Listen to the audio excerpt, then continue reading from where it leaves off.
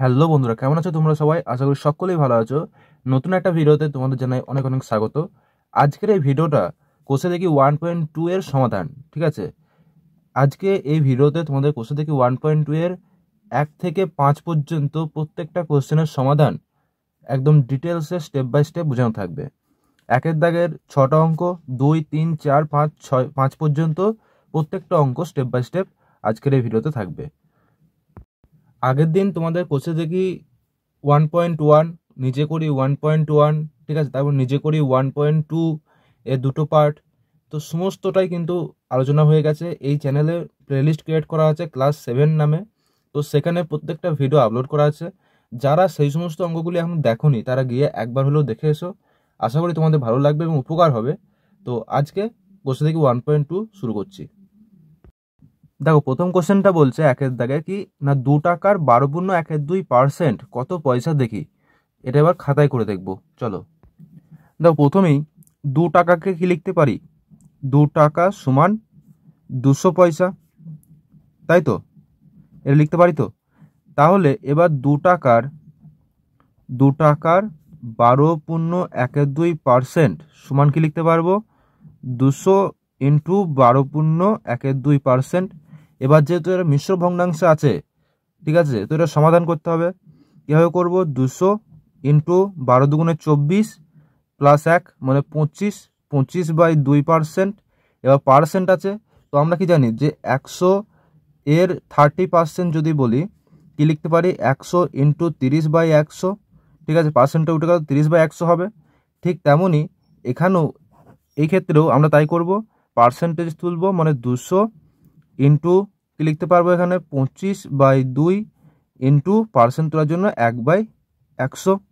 100 নিচে আসবে, তো 1/100 হবে, কাটাকাটি হবে, হ্যাঁ হবে 100, এদিকে কাটাকাটি হবে, মানে 2 পড়ে থাকবে ওপরে, 2 কাটা যাবে, মানে কত পড়ে থাকছে, 25। ঠিক আছে, তাহলে 2 টাকার 12.12% কত পয়সা দেখি, তাহলে 25 পয়সা। এই হচ্ছে অ্যান্সার। ঠিক আছে, এবার 2 দেখবো। একের দাগে 2 বলছে 840 গ্রামে 30% কত গ্রাম দেখি। চলো এটা খাতায় দেখি। দেখো বলছে 840 গ্রামের 30% কত গ্রাম। তো 840 ইন্টু 30% লিখতে পারি। এটা সমানে কি লিখতে পারি, যে 840 ইন্টু 30/100, 840 ইন্টু 30/100 এটা লিখতে পারি আমরা। কাটাকাটি হবে, হ্যাঁ হবে, 0 0, এদিকে 0 এদিকে 0 কাটা যাবে, মানে 84 ইন্টু 3, মানে কি লিখতে পারি, গুণ করলে 3 4 12, 2 হাতে কত থাকলো 1, 3 8 24, 1 25, 252 এত গ্রাম। ঠিক আছে, এই হচ্ছে অ্যান্সার। অর্থাৎ 840 গ্রামের 30% সমান 252 গ্রাম। তো আমরা অ্যান্সার এখানে এইভাবে লিখবো যে অতএব 840 গ্রামের 30% সমান 252 গ্রাম। পূর্ণচ্ছেদ, এই হচ্ছে অ্যান্সার। চলো এবার 3 দাগের কোশ্চেনটা দেখি। 3 দাগেরটা বলছে 25 টাকার 8% কত টাকা দেখি। ঠিক আছে, দেখো এখানে বলছে 25 টাকার 8% কত টাকা। তো 25 টাকার 8% সমান লিখতে পারি 25 ইন্টু 8/100, 25 4 100, 4 2 8 সমান 2 টাকা। অর্থাৎ 25 টাকার 8% সমান হচ্ছে 2 টাকা।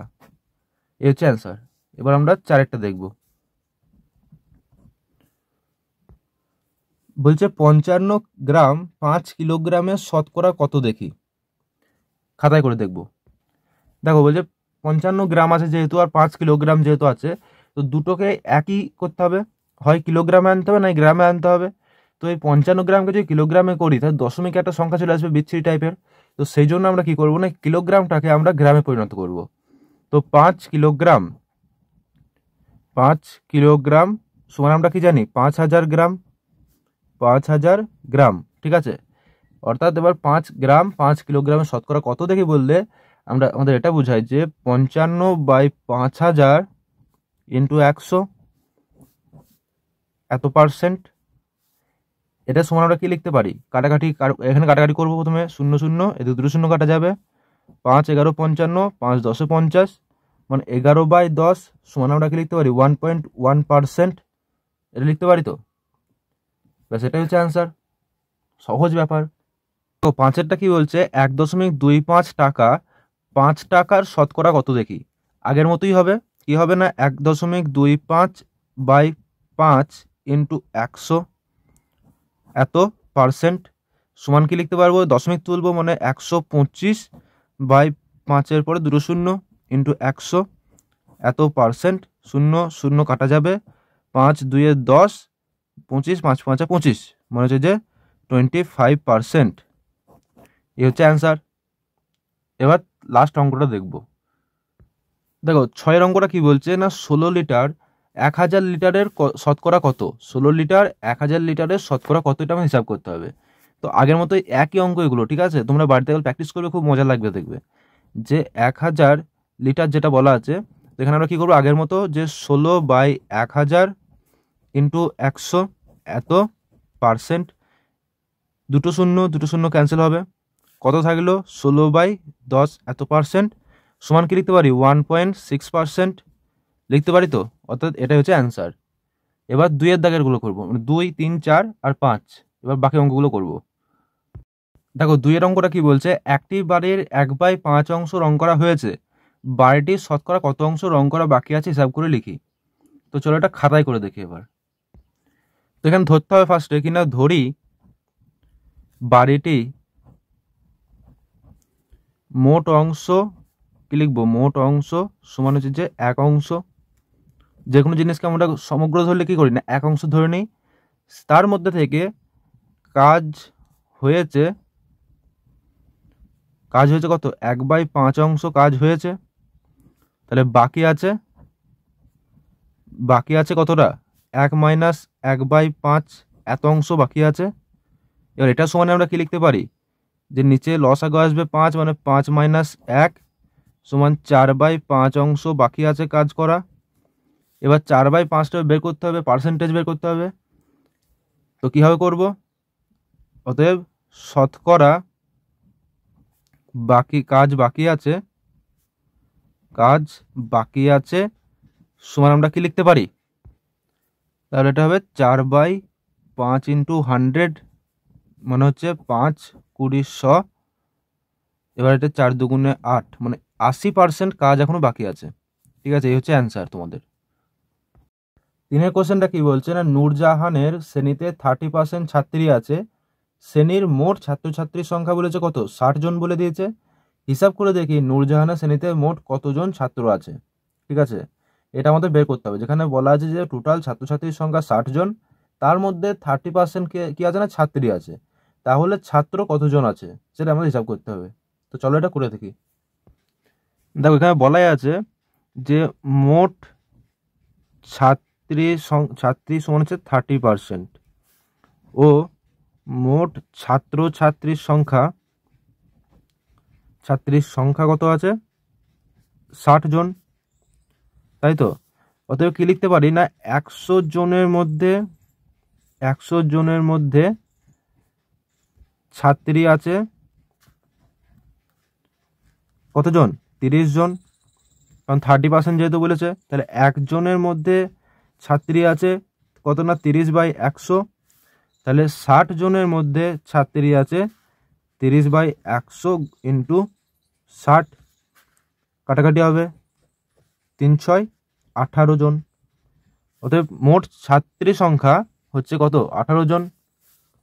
অতএব মোট ছাত্রী সংখ্যা সমান হচ্ছে 18 জন।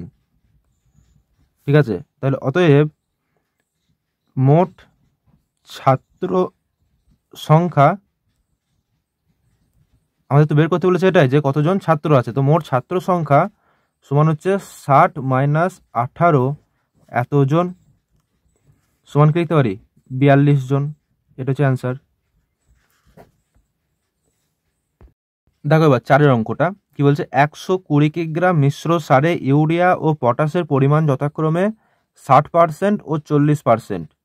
ওই মিশ্র সারে কোন সার কত কিগ্রা আছে হিসাব করে লিখি। তো এই 120 কিগ্রার মধ্যে ইউরিয়ার পরিমাণ কতটা আছে আর পটাশের পরিমাণ কতটা আছে সেটা আমাদের হিসাব করে দেখতে হবে। তো চলো এটা কষে দেখি। তো এখানে লিখতে হবে যে সারের মোট পরিমাণ কত আছে, 120 কিগ্রা, তাই তো? এর মধ্যে কি বলা আছে, 120 কিগ্রার মধ্যে ইউরিয়া পটাশের পরিমাণ কত করে বলা আছে দেখো, যে 60% ইউরিয়া ও 40% পটাশ আছে। ঠিক আছে, তো আমরা কি লিখতে পারি এখান থেকে, যে ইউরিয়া আছে 60% ও পটাশ আছে 40%। ঠিক আছে, অতএব ইউরিয়ার পরিমাণ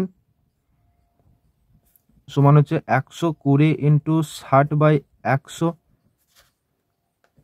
0 কাটা যাবে, এদিকে 0 কাটা যাবে, মানে 6 দুগুণে 12, 2 হাতে এগুলো 1, 6 একে 6, 1 7, মানে 72 কিগ্রা। আর অতএব পটাশের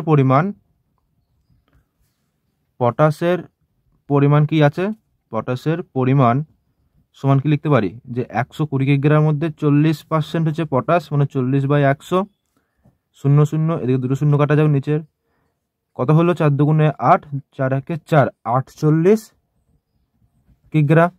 ঠিক আছে, 48 কিগ্রা। তাহলে এখান থেকে কি লিখতে পারি, অতএব ইউরিয়া ও পটাশের পরিমাণ যথাক্রমে 72 কিগ্রা ও 48 কিগ্রা, তাই তো? 5 কোশ্চেনটা কি বলছে, এটা হচ্ছে লাস্ট কোশ্চেন, আজকের এই পার্ট 1 লাস্ট কোশ্চেন। তো পরের দিন পার্ট 2 থেকে আমরা 6 থেকে একদম লাস্ট পর্যন্ত প্রত্যেকটা কোশ্চেন সমাধান করব। তো আজকে এই 5 পর্যন্তই। তো 5 কোশ্চেনটা আজকে দেখি কি বলছে। আমার স্কুলের খাতার দাম ছিল 10 টাকা, এখন সেই খাতা আমি 12 টাকায় কিনি, হিসাব করে দেখি খাতার দাম শতকরা কত বেড়েছে। ঠিক আছে, আগে যখন খাতা কেনা হতো তখন সেটা 10 টাকায় কিনতো, এবার সেটা এখন দাম বেড়ে 12 টাকা হয়েছে খাতার দাম। তাহলে কত টাকা বেড়েছে, 2 টাকা বেড়েছে। এবার আমাদের হিসাব করে দেখতে হবে এই 2 টাকাটা মানে কত পার্সেন্ট দামটা বেড়েছে সেটা আমাদের হিসাব করে দেখতে হবে। তো চলো এটা খাতায় করে দেখি। তো কি লিখবো না, স্কুলের খাতার আগে দাম ছিল 10 টাকা, এখন দাম বেড়ে হয়েছে কত হয়েছে, 12 টাকা। কত টাকা বেড়েছে, দাম বেড়েছে 2 টাকা, সমান 2 টাকা। ঠিক আছে, অতএব শতকরা দাম বেড়েছে সমান কি লিখতে পারি, যে 2 টাকা তো দাম বেড়েছে, উপরে 2 হলো, কত টাকার উপর দামটা বেড়েছে, 10 টাকার উপর দামটা বেড়েছে। 2 টাকা যে দামটা বেড়েছে সেটা 10 টাকার উপর বেড়েছে, দিয়ে 12 টাকা হয়েছে। তো 2/10 ইন্টু 100 এত পার্সেন্ট, সমান কি লিখতে পারি, 0 কাটা যাবে, 2 10 20%। অতএব শতকরা দাম বেড়েছে খাতা শুরু লিখতে হবে না, স্কুলের খাতার। ঠিক আছে, স্কুলের খাতার শতকরা দাম বেড়েছে সমান 20% বা 20%, যা বলবা তোমরা।